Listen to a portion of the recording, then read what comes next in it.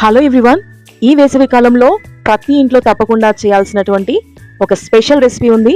అదే మామిడికాయ పచ్చడి.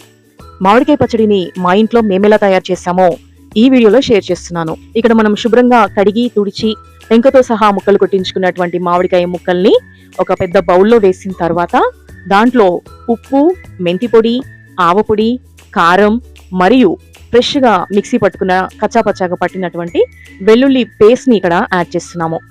సో ఈ ఇంగ్రీడియంట్స్ అన్ని కూడా ఇందులో యాడ్ చేసిన తర్వాత గంటెతో కానీ చేతో కానీ ఇవన్నీ ముక్కలకు బాగా పట్టేలాగా కలపాలన్నమాట.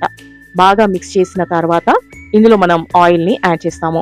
నిల్వ పచ్చళ్ళలో ముఖ్యంగా పల్లి నూనె కానీ నువ్వుల నూనె కానీ వేస్తేనే చాలా రుచిగా ఉంటుంది. కాబట్టి ఇక్కడ పచ్చళ్ళలో మేము పల్లి నూనెని వాడుతున్నాము. సో ఈ పదార్థాలన్నీ ముక్కలకి బాగా పట్టాయి. ఇప్పుడు ఇందులో పల్లి నూనెని యాడ్ చేస్తున్నాను. మనం వేసుకున్న ప్రతి ఇంగ్రీడియంట్ కూడా పక్కా కొలతలతో కాకుండా ఒక మోస్తారుగా వేయడం జరిగింది. సో ఆయిల్ తక్కువైతే కనుక మనం మళ్ళీ వేసుకోవచ్చు. యూజువల్ గా 3 days తర్వాత మనం పచ్చడిని తీస్తాం కాబట్టి అప్పటికి మనం వేసిన ఆయిల్ అంతా కూడా పైకి తేలుతుంది. ఈ యొక్క ఇంగ్రీడియంట్స్ అన్ని కూడా ముక్కలకి బాగా పట్టుకొని పచ్చడ చాలా రుచిగా తయారవుతుంది.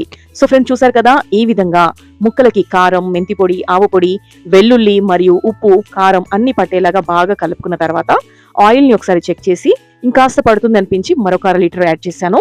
కంప్లీట్ గా ఇక్కడ 1.5 liters ఆఫ్ ఆయిల్ ని నేను వాడడం జరిగింది. ఇది అరౌండ్ ఒక 2.5 kgs మ్యాంగో ముక్కలు ఉంటాయి. పక్క కొలతలతో కాదండి, కేవలం అమ్మ మెజర్మెంట్స్ తోనే ఈ పచ్చడ అమ్మ పర్యవేక్షణలో నేను పెడుతున్నాను. టేస్ట్ అయితే మేము ఊహించిన దానికన్నా చాలా బాగుంది. మామిడికాయ పచ్చడి ముఖ్యంగా రుచిగా రావాలంటే మనం ఎంచుకున్న కాయలు పర్ఫెక్ట్ గా ఉండాలి. ఉప్పు, కారాలు మరియు అందులో వేసేటువంటి మెంతి మరియు ఆవపిండి కూడా సరిగ్గా ఉన్నప్పుడే పచ్చడి రుచిగా ఉంటుంది.